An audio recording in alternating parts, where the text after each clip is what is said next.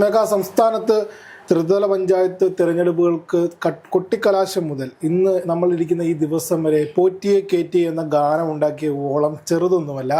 അത് എന്താണ് രാഷ്ട്രീയ ജാഥവേദ്യമന്യേ എല്ലാവരും വിജയാഘോഷങ്ങൾക്ക് ഉപയോഗിക്കുന്നത് കണ്ടു. പക്ഷേ ഇപ്പോൾ അത് CPM-ന് വലിയ രീതിയിൽ അത് പൊള്ളിയിരിക്കുന്നു. നമ്മൾ കഴിഞ്ഞ ചർച്ചകളിലെല്ലാം തന്നെ പറഞ്ഞിരുന്നു, സഖാക്കൾക്ക് ആ പാട്ട് കേൾക്കുമ്പോൾ ഭൂമി പിളർന്ന് താഴേക്ക് പോയാൽ മതി എന്നുള്ളൊരു അവസ്ഥയായിരുന്നു.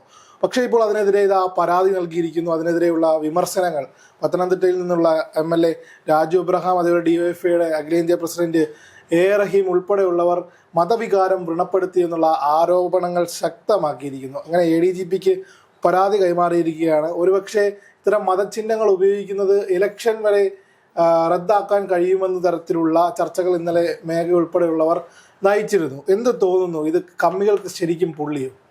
ഉറപ്പായിട്ടും ഈ അങ്ങാടി തൊറ്റതിന് അമ്മയുടെ നെഞ്ചത്ത് എന്ന് പറയില്ലേ, നമ്മൾ അങ്ങനെയൊക്കെ പറയാറുണ്ട്. അതുപോലെയാണ് എനിക്ക് തോന്നുന്നത്. തോൽവി എന്തുകൊണ്ട് സംഭവിച്ചു എന്നതിനെ പറ്റി കൃത്യമായ ഉത്തരവാദിത്തം ഏറ്റെടുക്കാതെ, എന്തുകൊണ്ട് തോൽവി സംഭവിച്ചു അതിനെപ്പറ്റി പഠനം നടത്തുന്നുണ്ട്, തോറ്റിട്ടില്ല എന്ന് പറയുന്നുണ്ട്. എന്തു തന്നെയായാലും കൃത്യമായി ഞങ്ങൾക്കെതിരെ ഭരണവിരുദ്ധ വികാരമുണ്ടായി, ഞങ്ങൾക്ക് ഇത്തരത്തിലുള്ള പാളിച്ചകൾ ഉണ്ടായി, അഴിമതി ആരോപണങ്ങൾ ഉണ്ടായി, സ്വർണ്ണക്കൊള്ള നടന്നു, ശബരിമലയിൽ സ്വർണ്ണക്കൊള്ള നടന്നു എന്നത് അംഗീകരിച്ച് ഇത്തരം കാര്യത്തിൽ ശ്രദ്ധ കേന്ദ്രീകരിക്കാതെ ഒരു പാട്ടിന് പിന്നാലെ പോകുന്ന സഖാക്കളുടെ അസഹിഷ്ണുതയാണ് നമ്മൾ കാണുന്നത്. ഒരു പാട്ടല്ലേ, ഇപ്പോൾ നമ്മൾ കഴിഞ്ഞ ചർച്ചയിലും നമ്മൾ പറഞ്ഞിരുന്നു, CPM-കാര് പോലും വൈബ് ചെയ്യാണ് പാട്ടില്.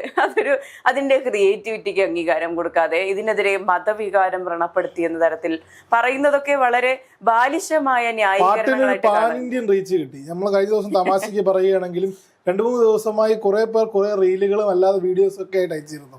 ഈ തെലുങ്കാനയിൽ നിന്നും ആന്ധ്രയിൽ നിന്നും അതേപോലെ തമിഴ്നാട്ടിൽ നിന്നും വരുന്ന ഭക്തജനങ്ങൾ ഇത് ഒറിജിനൽ ട്രാക്കാണെന്ന് കരുതി അവരുടെ വണ്ടിയിൽ ഇട്ടുകൊണ്ട് റോഡിൽ കൂടെ പോകുന്ന കാഴ്ചകളൊക്കെ പലരും ഷൂട്ട് ചെയ്ത് പ്രദർശിപ്പിക്കുന്ന തരത്തിൽ ഒരു സ്വാധീനം നേടിയ ഒരു പാട്ട്.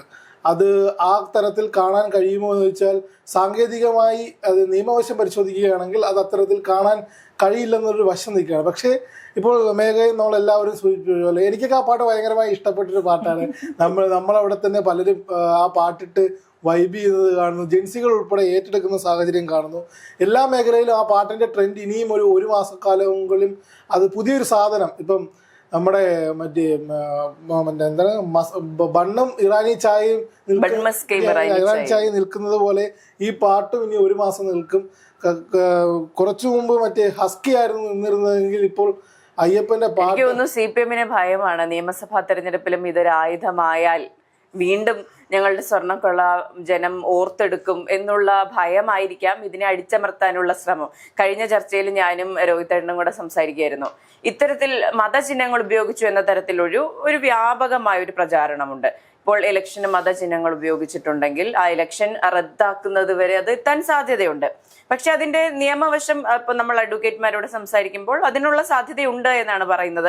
പക്ഷെ അതിന്റെ താഴെ കമന്റ് ബോക്സിൽ ആൾക്കാർ പറയുന്നത് അതൊരു ഇൻഡിവിജ്വൽ പാടി പ്രചരിപ്പിച്ചു, അതിലെങ്ങനെയാണ്, അങ്ങനെ അതിന്റെ പല വിശദീകരണങ്ങളും വരുന്നുണ്ട്.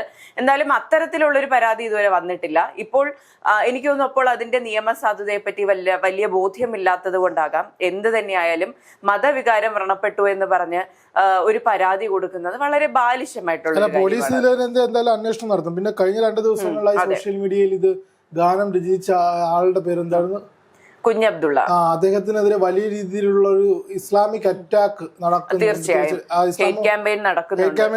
അദ്ദേഹം പള്ളിയെ പറ്റിയും ഇസ്ലാം മതത്തെ പറ്റിയും ഇത്തരത്തിൽ പാട്ടുകൾ എഴുതുമോ, ഇത് ഏത് കേന്ദ്രങ്ങളിൽ നിന്നാണ് അയച്ചു വിടുന്നതെന്ന് പരിശോധിക്കപ്പെടേണ്ടതാണ്. അതായത് കെവിൻ പറഞ്ഞു തുടങ്ങുമ്പോൾ ഞാൻ വിചാരിച്ചു കഴിഞ്ഞ ദിവസങ്ങളിൽ സോഷ്യൽ മീഡിയയിൽ ഇത് ഷെയർ ചെയ്തവർക്കെതിരെയും പരാതി കഴിഞ്ഞ ചർച്ചയിൽ രോഹിതേട്ടനോട് ചോദിച്ചിരുന്നു, രോഹിതേട്ടൻ ഇത് ഷെയർ ചെയ്ത പ്രശ്നമുണ്ടോ എന്ന് ചോദിച്ചിരുന്നു. അല്ല, IT ആക്ടിന്റെ പരിധിയിൽ വരുമ്പോൾ ഇത് ഷെയർ ചെയ്യുന്നതും വിഷയമാണോ എന്നുള്ളത് പരിശോധിക്കേണ്ടതാണ്. അങ്ങനെയാണെങ്കിൽ മേഘയും ഞാനും ഉൾപ്പെടെ ഉള്ളവർ കൊടുക്കും. അല്ല, അത് ഷെയർ ചെയ്യാത്തവരായ ആരുണ്ട് കേരളത്തിൽ? എനിക്ക് തോന്നുന്നു നമ്മുടെ ഓഫീസിൽ പോലും ആരും ഉണ്ടാവും തോന്നുന്നു. തീർച്ചയായിട്ടും അത് പല ആംഗിളിൽ. ഇപ്പം പിണറായി വിജയന്റെ ചിത്രം വെച്ച്, ഞാൻ കഴിഞ്ഞ ദിവസം പറഞ്ഞ അമേരിക്കൻ സൈക്കോയുടെ ചിത്രം വെച്ച്, ഒരു സൈഡിൽ ഇങ്ങനെ പാട്ട് വരുന്നു, ഇപ്പുറത്തെ സൈഡില് പിണറായി വിജയൻ. അതെ, അത്തരത്തിൽ വളരെ എന്താണ് ആർട്ടിസ്റ്റിക് ആയിട്ട് കലാമൂല്യം തുളുമ്പുന്ന രീതിയിൽ ഓരോ വീഡിയോകൾ ഓരോ പാറ്റേണിൽ ഇറങ്ങുന്നുണ്ട്. പക്ഷെ സമാനമായ മറ്റു ഗാനങ്ങളും ഇവർ പാടിയത് ഇപ്പം വയനാട് ഫണ്ട് തട്ടിപ്പുമായി ബന്ധപ്പെട്ട് ഉള്ള പാട്ട് ഇതേ ടീം തന്നെ പാടിയിട്ടുണ്ട്. ഇവർ കുറേ അധികം പാട്ടുകൾ ഇതുമായി ബന്ധപ്പെട്ട് പാടിയിട്ടുണ്ടെങ്കിലും ഒരു പാൻ ഇന്ത്യൻ റീച്ചിലേക്ക് എത്തിയത് പോറ്റിയെ കയറ്റി. രണ്ടുപേരും പാടാമോ? ഇല്ല, പാടില്ല. ഇത് ശബരിമല സ്വർണ്ണക്കുള്ള ഈ pan Indian pan Kerala reach ഉള്ള ഒരു ടോപ്പിക്കാണ്. അതുകൊണ്ടാണ് ഇതിന് ഇത്രയും സ്വീകാര്യത ലഭിക്കുന്നത്. ഇപ്പോൾ വയനാട് ഫണ്ട് തട്ടിപ്പിനെ പറ്റി അറിയാമായിരിക്കും, പക്ഷെ അതിനെക്കുറിച്ചുള്ള അറിവ് എല്ലാവർക്കും ഉണ്ടാകണമെന്നില്ല. ഇത് എല്ലാവർക്കും അറിയാം, ശബരിമലയിൽ സ്വർണ്ണക്കൊള്ള നടന്നു, അത് ഇടതുപക്ഷത്തിന്റെ ഭരണകാലത്താണ് എന്ന് എല്ലാവർക്കും അറിയാം. അത് ചെയ്തതിൽ പലർക്കും പല ഉന്നതന്മാർക്കും പങ്കുണ്ടെന്നറിയാം. എന്തുകൊണ്ട് അവർക്കെതിരെ നടപടി എടുക്കുന്നില്ല എന്ന് ജനം ചോദിക്കുന്നു. നമ്മൾ മാധ്യമപ്രവർത്തകരെല്ലാം ചോദിക്കുകയാണ് എന്തുകൊണ്ട് നടപടി എടുക്കുന്നില്ല എന്ന്. പക്ഷെ അതിനൊന്നും ഉത്തരം നമുക്ക് കിട്ടിയിട്ടില്ല. അപ്പോൾ ഇത്തരത്തിൽ ഒരു വലിയൊരു റീച്ചുള്ള ഒരു ടോപ്പിക് ആയതുകൊണ്ട് തന്നെ എല്ലാവരും ഇതിനെപ്പറ്റി സംസാരിക്കും. അതിനെക്കുറിച്ചൊരു പാട്ട് കേൾക്കുമ്പോൾ നമുക്കതൊരു തമാശയായിട്ട് തോന്നും.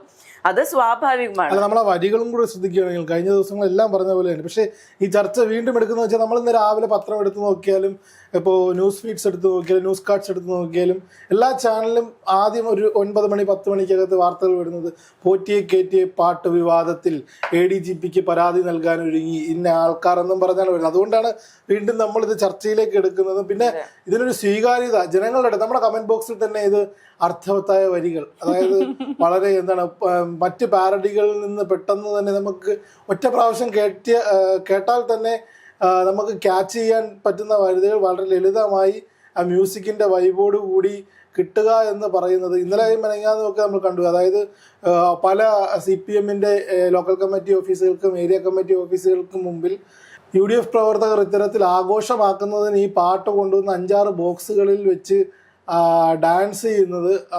പിന്നെ മലപ്പുറം പോലൊരു ജില്ലയിലൊക്കെ UDF അവിടെ പ്രതിപക്ഷമില്ല, അവർ റാലിയായിട്ട് ഈ പാട്ടുകൾ തുടരെ ഇട്ടുകൊണ്ടാണ് അവിടെ ആഘോഷ പ്രകടനങ്ങൾ നടത്തിയത്. തിരുവനന്തപുരത്ത് എന്തായിരുന്നു സ്ഥിതി?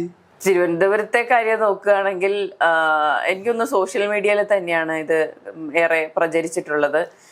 ഞാൻ തിരുവനന്തപുരത്ത് ഇല്ലായിരുന്നതുകൊണ്ട് തന്നെ അങ്ങനെ പൊതുസമക്ഷമൊക്കെ ഇത് വരുന്നുണ്ടോ എന്നുള്ള കാര്യത്തെ പറ്റി എനിക്ക് വലിയ ധാരണയില്ല.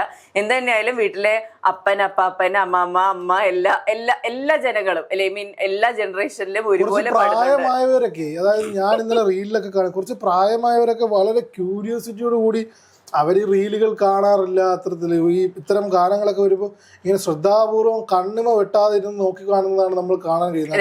നമ്മുടെ ഓഫീസിൽ തന്നെ നമ്മുടെ സീനിയർ എഡിറ്റർ നമ്മുടെ മഞ്ജു ചേച്ചി കഴിഞ്ഞ ദിവസം സ്റ്റോറി ഇട്ടിട്ടുണ്ട്.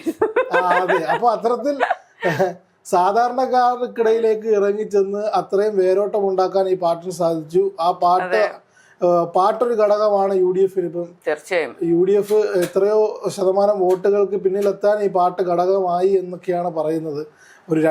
പക്ഷെ ഇത് നേരത്തെ ഇറങ്ങിയതാണ്, 1 മാസം മുമ്പ്. നമ്മൾ കഴിഞ്ഞ ദിവസം ചർച്ചയിൽ പറഞ്ഞത് 1 മാസം മുമ്പ് ഇറങ്ങിയത്. പക്ഷെ അത് അങ്ങോട്ട് റീച്ചിലേക്ക് എത്താൻ റീച്ചിലെത്തിയില്ലായിരുന്നു.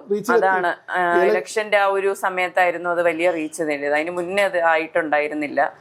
എന്തുതന്നെയായാലും നിയമസഭാ തെരഞ്ഞെടുപ്പ് വരെ ഇതിങ്ങനെ നിൽക്കുമെന്ന് ചോദിച്ചാൽ എനിക്ക് തോന്നുന്നില്ല. പക്ഷെ നിയമസഭാ തെരഞ്ഞെടുപ്പിൽ ഇതൊരു വലിയ ഘടകമായിരിക്കും, യൂസ് ചെയ്യാൻ വലിയൊരു സാധ്യതയുള്ള ട്രെൻഡ് അവസാനിക്കുമ്പോൾ നിയമസഭാ ട്രെൻഡ്, അതായത് രാഹുൽ മാങ്കൂട്ടം വിഷയം പോലെയാണ്. അതായത് ഒന്ന് പതുങ്ങിയിരിക്കും, ഇലക്ഷൻ ആകുമ്പോൾ ഒന്നുകൂടെ എടുത്തടിക്കും. അതേപോലെ ഈ പാട്ടിപ്പോ ഒന്ന് പതുങ്ങും, ഒരു 3.5 മാസത്തിന് ശേഷം നിയമസഭാ തെരഞ്ഞെടുപ്പ് വരുമ്പോൾ അടുത്ത ഒന്നുകൂടെ എടുത്ത് അടിക്കാൻ ശ്രമിക്കും. അല്ലെങ്കിൽ ഇതിലും വലിയ ട്രെൻഡായിട്ടുള്ള അടുത്ത ഗാനങ്ങൾ വരും. അപ്പൊ അസഹിഷ്ണുത പ്രകടിപ്പിച്ചിട്ട് കാര്യമില്ല.